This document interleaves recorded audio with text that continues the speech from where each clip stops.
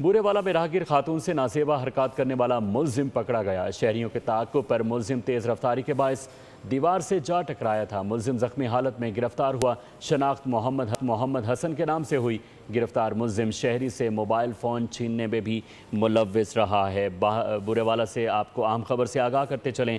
बुरेवाला में राहगीर खातून से नासेबा हरकत करने वाला मुलजिम पकड़ा गया। इस हवाले से मज़ीद तफसीलात जानेंगे मोहम्मद जमील से। जी जमील, आगाह कीजिएगा।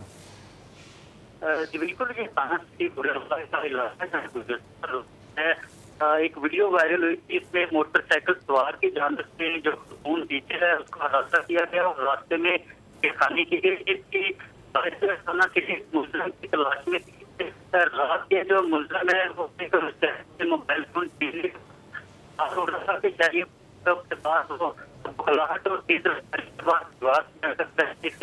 जी हो गया। जी, बहुत शुक्रिया मोहम्मद जमील, आप तफसीलात से आगाह कर रहे थे।